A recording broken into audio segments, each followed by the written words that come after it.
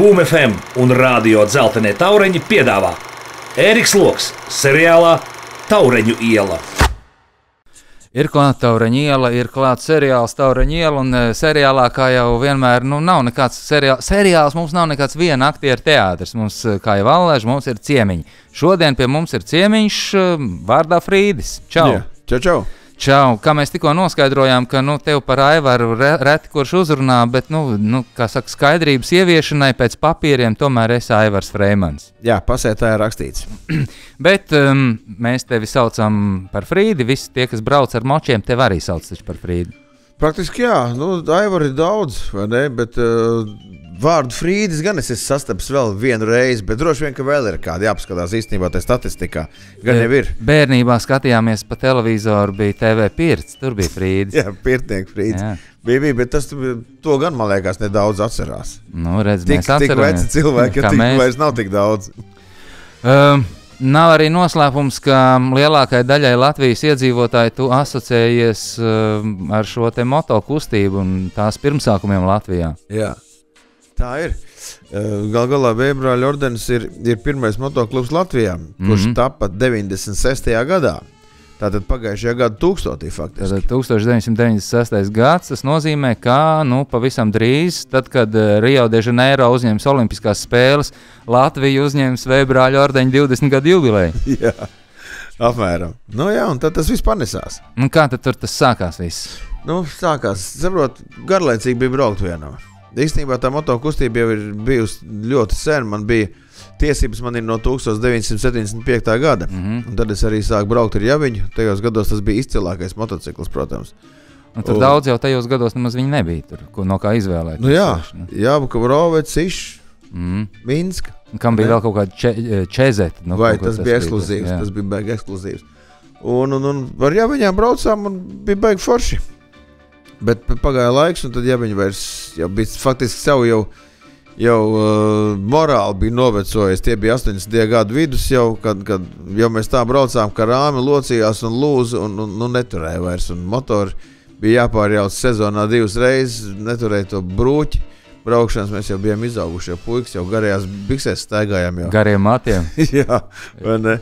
Un tad bija kaut kāds klusums kaut kādu brīdi, un tad kaut kādā 94. gadā te ar čomiem tikām pie jauniem, kādiem jauniem, pie motocikliem tikām, vai ne, un sākām braukt, bet vienam jau tā braukšana tad skumīgi diezgan ir, man vienmēr paticis ir, kad apkārt ir sabiedrība un viss tur čalo un žvadz. Bet tu taču esi kaut kad jaunībā, cik es esmu dzirdējis, pats to man neesi stāstījis, bet es esmu dzirdējis, ka tu esi arī mačos braucis, visādos motokrosos, tā kā bijis motosportists. Jā, es arī pat motokros treneri esmu strādājis sporta skolā,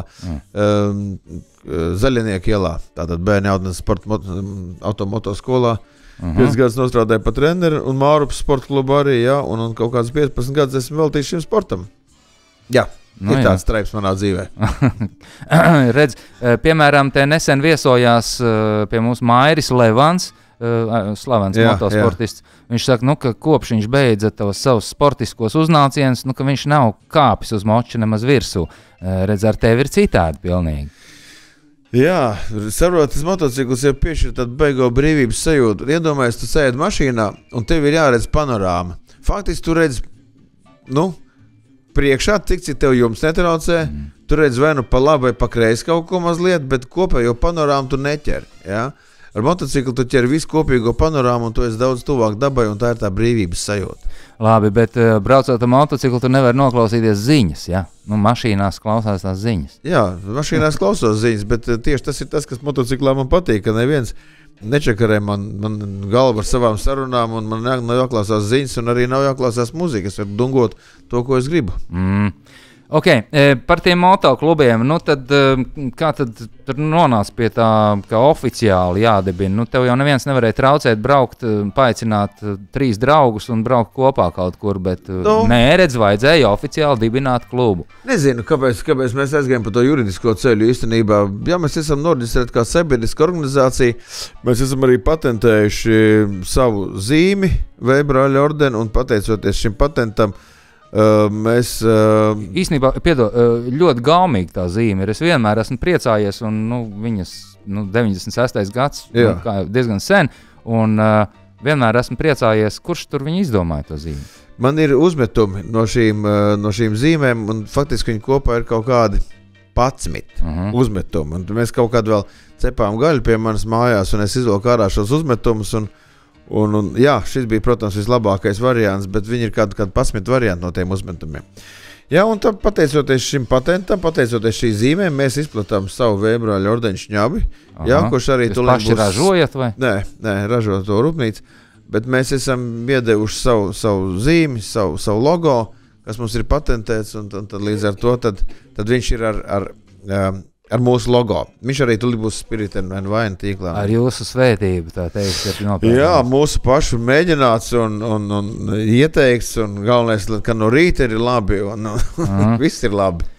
Tajos laikos, kad jūs dibinājāties, tas bija tāds pirmais motoklubs Latvijā, un līdz tam, un daļēji arī vēl šobrīd, varbūt to cilvēku vidū, kas nav saistīti paši ar motokustību, ir tāds stereotips, ka tie motoklubi ir kaut kas tāds diezgan bīstams. Ja? Grāmatās salasījušies ir cilvēki, filmās redzējuši. Tātad motoklubs iet roku rokā ar bandītismu. Jā. Tā ir iegājies. Piedodiet, dārgie. Ja jums tā liekas, ka tā vajag, mēs esam gatavi uzņemties sliktā zēna lomu, lai jau tā būtu. Bet protams, ka tā nav. Tā nav, un bija viens labs moments. Mēs kaut kādu svētdienu braucām uz mājām no kaut kādas ballītes, un tā kā pilsētas skvēriņā bijām nedaudz tā kā atgūlušies. Cilvēki sākumā pa gabalu turējās. Un tad kaut kāds pirmais drosmīgais bērnelis pienāca klāt, un tad arvien tuvāk un pļāpējamies, un kā jums iet, vai var onkuļi var pavizināt. Un tad sanāca bērneļu veselu čupu apkārt, mēs viņiem sapirkām vēl saldējumus. Un tad jau sāk lieli arī nākt. Izrādās, tie bija visbailīgākie tomēr. Jā. Bet tas bija kaut kādā vairāk kā 10 gadu atpakaļ. Kaut kādā 15 gadu atpakaļ, vai ne? Un izrādījās, ka mēs nemaz nekožam un nespļaujam. Mēs esam tīri runājami. Jā, bet kā teiksim, ir droši vien taču pirms raidījuma mēs te noskaidrojām, skatoties tavu brīnišķīgo kalendāru, kur tu esi, starp citu, atnesis kā dāvana, ja? Par to mēs vēlāk apdāvināšanās mums būs. Bet ir Vējbrāļu ordenim arī ir meitas uzņēmumi, ja? Jā, ir Bulgārijā un Amerikā. Kā viņi ir tapuši? Kāds cilvēks, kurš te kādreiz ir dzīvojis un bijis Vējbrāļu rindās, pēc tam ir nomainījis savu mītnes vietu un paņēmis šo nosaukumu līdzi un izveidojis attiecīgi tur savu draugu kopu ar šīm atziņām, kas ir gūtas šeit Latvijā, izveidojis savu pulciņu, ar kur viņi braukā kopā, un viņiem arī tur savs attiecīgi klubu mājas ir, kur var braukt ciemos, un viņi apmeklē pasākumus kopīgi, tā kā. Bet runājot par motoklubiem kaut kur citur pasaulē, kas nav Vējbrāļu klubi, ir arī kaut kāds pamats runāt par šo te bandītismu? Nav. Mēs varam runāt par bandītismu starp lielveikalu pārdevējiem, vai ne, kur apkrāt pircējs vai vēl kaut ko viņi dara, es nezinu. Ja mēs tā gribam sākt kasīties, tad mēs varam sameklēt jebkurā sfērā kaut kādas krimināls notikums. Tas nozīmē, ka cilvēkiem nav jāraujās maliņā, kad ierauga vīrus uz motocikliem. Nav jāraujās maliņā. Protams, ja viņi nestāv uz braucošās daļas, tad maliņā nav jāraujās. Ok, tagad paejam nost no braucošās daļas, uzkāpjam uz trotuāru un pēc brīža runājam tālāk. Seriāls Taureņu iela. Otrdienās 13. Boom FM, sestdienās 12. Re TV. Frīdi, tu tikko teici par tiem meitas uzņēmumiem, meitas organizācijām Amerikā un Bulgārijā, kur ir Vējbrāļu ordenim, ka viņi ir pieņēmuši to kodeksu, kas ir tam mātes uzņēmumam tā kā dibinoties uzstādīts. Varbūt tu vari atklāt, kādi tad ir tie noteikumi? Ja es tagad aizbraucu, ja es būtu biedrs un aizbraucu uz Igauniju un gribu dibināt to meitas uzņēmumu veibrāļu ordenis. Nu, ir kaut kādi tur tie nosacījumi, ka man jābūt pieklājīgam pret vecākiem cilvēkiem un jāsveicina visi. Jāpaliec pāri ielai. Nu, kādi ir tur tie? Pirmkārt, ja tu gribi Igaunijā būvēt klubu vai kaut kādu filiālu, tad tev pirms ir jāparunājas ar vietējo asociāciju. Okay. Jā, kur apvieno daudzus klubus, tāpat kā Latvijā asociācija apvieno 28 klubus. Un šīs asociācijas prezidents? Esmu es. Frīdis. Palielījos. Jā. 28 klubu Latvijā, jā? Asociācijā. Vispār ir vairāk klubu, jā. Tātad jāsāk ir ar to. Cik pa visam klubu Latvijā? Kaut kur ap 50. 50, jā? Jā. Un kāda ir tā motivācija, kāpēc kāds stājas un kāds nestājas asociācijā? Zini, tas ir jāprasa katram atsevišķi, bet tomēr, ja mēs runājam par klubu, tad klubs ir tomēr disciplīna un nedaudz armija. Tā kā mums vienu gadu atklāšana bija... Ieskicēja pamatīgāk, disciplīna. Vienu gadu atklāšana bija mūsu Ādažu poligonā, un tad mēs ar Raimondu Graubu runājām, kad viņš saka, otrā vieta, kur ir kārtība, ir pēc armijas ir motociklisti. Tātad motociklistu motoklubā ir savs prezidents, viceprezidents, valde, kasieris, sekretārs, atbildīgais par maršrutu, kārtības ieviesējs tā saucamais seržants, respektīvi tur ir vesela kaudze ar visādiem amatiem, un katram ir jādara kaut kas savs, lai visu tā kluba dzīve notiktu. Tātad brauc ciemiņi, viņi ir jābaro, viņi ir jāgulda kaut kur, jāparāda ir kur aizbraukt uz kurieni, Tad tas viss ir, tam visam ir jābūt automātiski, tam visam ir jābūt sistēmai, visai tai lietai.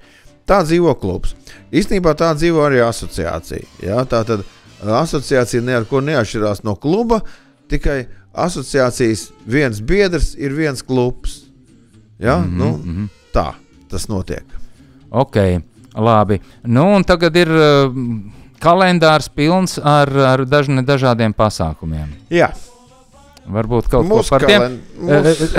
Man uzreiz ir jautājums pirmais. Esmu dzirdējis baumas, ka uz rockeru pasākumiem, teiksim, tā kā ir rockeru pasākums, cilvēkus ar automašīnām, kurš ir atbraucis uz pasākumu, tur nemaz nelaiž iekšā, tās automašīnas. Izņēmums esot Jeep Wrangler. Vai tā ir tiesa, vai tās ir baumas? Nē, tās ir baumas. Ja vieta atļauj, tad protams, tiek iekšā ar mašīnām. Tu varbūt esi dzirdējis par pasākumu Superrallijas, kurš katru gadu notiek citā valstī. Šogad viņš notiek Tallinā. 7. 8. jūnijas kaut kur ap tiem datumiem, tagad es domāju, ka diezgan daudz, no 5. līdz 7. jūnijam Tallinā ir Superrallijas. Tur gan nelaiž iekšā ne tikai mašīnas, bet arī neviens cits marks motociklu, kā tikai Harley Davidson. Un tādu tur salasās kā kurā reizē no 10 līdz 20 tūkstošiem, atkarībā no reģiona, kur tas viss notiek. Jā. Tā gan ir taisnība. Tur mēs arī būsim lielā skaitā, par cik tas ir tuvu, un Igaunijā mums ir ļoti daudz draugi. Okay. Varbūt pašķirstam to kalendāru un pakavējamies ne tikai pie nākotnes pakavējamies, bet arī pie tās pagātnes. Tu man pirms raidījuma izstāstīji baigi par šo stāstu par rockeru hokeju. Jā, tas ir tradicionāls hokejs, kur faktiski ieviesa Latvija. 2 gadus viņš bija Rīgā, un tad mēs sapratām, ka pirmkārt tas ir dārgi. Kas tas ir par hokeju? Hokeju spēlē motociklisti no kādas konkrētas valsts. Jā. Nav svarīgi, no kāda kluba tu esi, bet galvenais, ka tu esi no valsts. Tātad Latvijas hokeja komandā bija pārstāvi no kādiem 8 klubiem. Okay. Un tieši tas pats ir arī Lietuvā, Igaunijā un Krievijā. Mēs esam šī brīdī 4 komandas, un Skandināvi kaut kā baidās braukt pie mums. Un šogad viņš notika Lietuvā, un bija tas ļoti labi nospēlējām. Mūsu komanda ļoti labi spēlēja. Tu arī spēlē? Nē, kādam ir arī jāvēro tas viss no malas un jāanalizē. Es strādāju par analizatoru. Noņem analīzes visiem. Jā. Nē, es analīzi dodu pēc spēles. Jā, labi nospēlēs.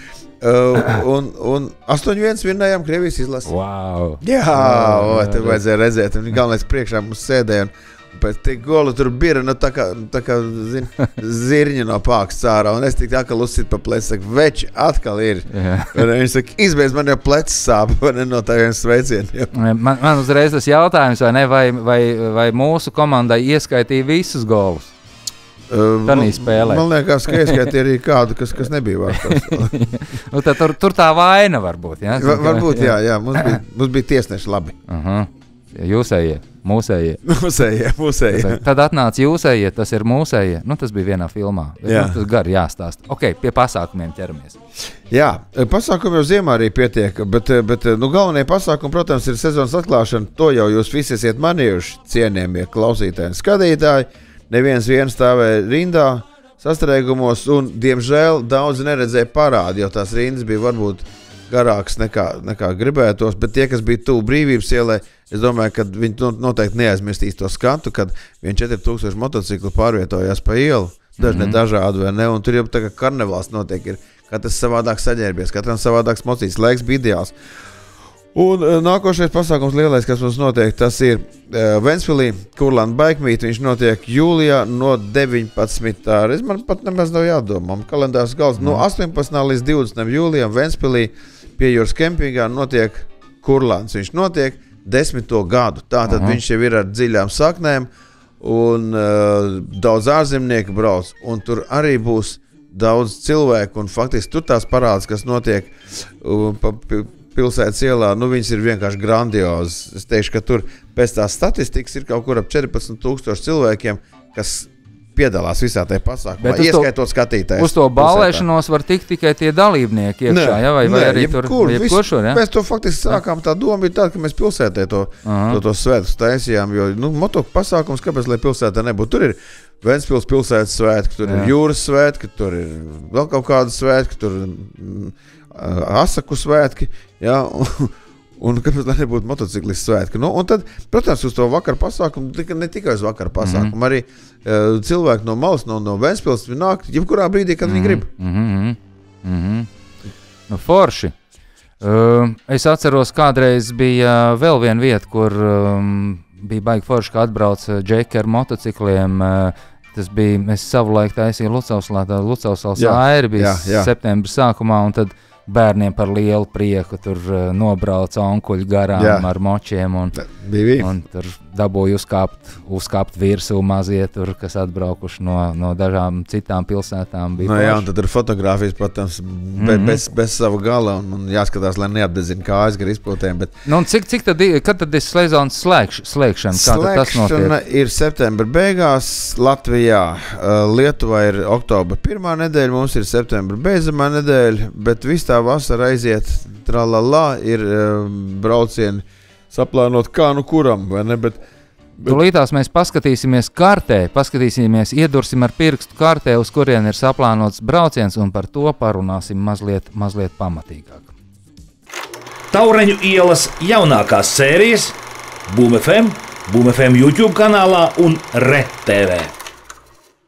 Pirms mēs bakstām tagad ar to pirkstu tai globusā iekšā, tad tā mūsu Taureņu ielas tradicionālā apdāvināšanās procedūra. Pagājušajā raidījumā pie mums Taureņu ielā viesojās šokolādes muzeja vadītāja Dācis Reisons, un viņa atstāja dāvaniņu kakao pupiņas. Paldies, nu gan es nenoēdīšos. Seno inku dzērienu arī var pagatavot, tur samaļtās pupiņas un kopā ar sasmalcinātu čili un aplēja ar ūdeni, un tur tā ļauj ievilkties. Nu, tu vari pamēģināt. Jā, pamēģināsim eksperiments pataisīt. Kas tu zini? Ko tu zini? Varbūt līdztekstam šņābiem ražos arī inku dzērienu vai brāļu.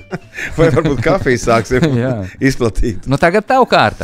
Jā, es lieku pretī kalendāru, Vebrāļu ordeņa igadējais kalendārs, kur ir katrā lielajā bildē ir kāds no mums.